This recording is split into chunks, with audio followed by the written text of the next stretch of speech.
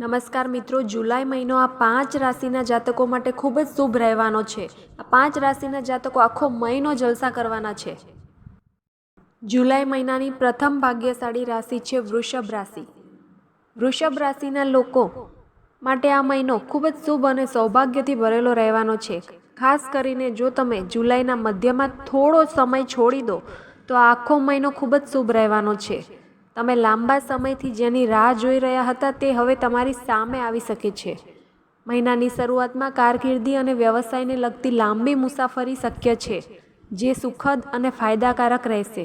વ્યવસાય કરનારાઓ માટે બજારમાં તેમની છબી મજબૂત રહેશે અને સારા નફાના સંકેતો છે। તમે ભવિષ્યને ધ્યાનમાં રાખીને કેટલાક મોટા નિર્ણયો લઈ શકો છો। વિદ્યાર્થીઓને તેમની મહેનતનું સંપૂર્ણ ફળ મળશે। અંગત જીવનમાં પણ પરિસ્થિતિઓમાં સુધારો થશે। તમને પરિવારનો સહયોગ મળશે અને સંબંધો મજબૂત બનશે। જો કે મહિનાના મધ્યમાં થોડી સુસ્તી આવી શકે છે, વ્યવસાયમાં થોડો નફો ઓછો થઈ શકે છે અને નોકરી કરતા લોકો માટે જવાબદારીઓનો બોજ વધી શકે છે, પરંતુ પરિસ્થિતિ લાંબા સમય સુધી આવી નહીં રહે। જુલાઈના અંત સુધીમાં પરિસ્થિતિઓ ફરીથી અનુકૂળ બનશે। કારકિર્દી અને વ્યવસાયમાં ઝડપી પ્રગતિ થશે।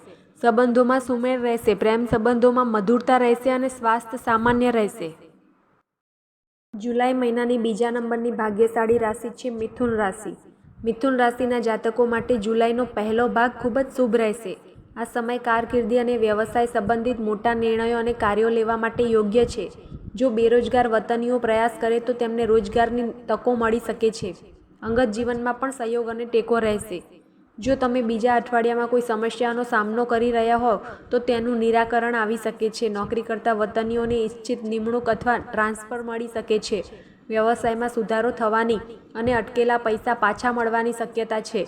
શુભેચ્છકોની સલાહ લેવામાં આવે તો મોટી યોજનામાં રોકાણ પણ શક્ય છે। મહિનાના ઉત્તરાર્ધમાં મોટા ફેરફારો થઈ શકે છે। આ સમય દરમિયાન લાગણીઓને બદલે વિવેકથી નિર્ણય લેજો। સ્વાસ્થ્ય અને પૈસાની બાબતમાં સાવધાની રાખવી પડશે। સંબંધોમાં સંયમ જાળવો અને વાણી પર નિયંત્રણ રાખવું પડશે। ત્રીજા નંબરની ભાગ્યશાળી રાશિ છે તુલા રાશિ। જો આપણે જુલાઈના પહેલા ભાગમાં થોડો સમય કાઢીએ તો આખો મહિનો સુખ અને સમૃદ્ધિથી ભરેલો રહેશે। મહિનાની શરૂઆતમાં તુલા રાશિના લોકોએ નાના કાર્યો પૂર્ણ કરવા માટે ઘણી દોડધામ કરવી પડી શકે છે। આ સમય દરમિયાન વિરોધીઓથી સાવધાન રહેવું પડશે। જો તમે થોડા સમય માટે કોઈ સમસ્યા વિશે ચિંતિત હશો તો આ સમયગાળા દરમિયાન રાહત મળવાની શક્યતા ઓછી છે। ઘરેલું વિવાદો પણ તમને પરેશાન કરી શકે છે।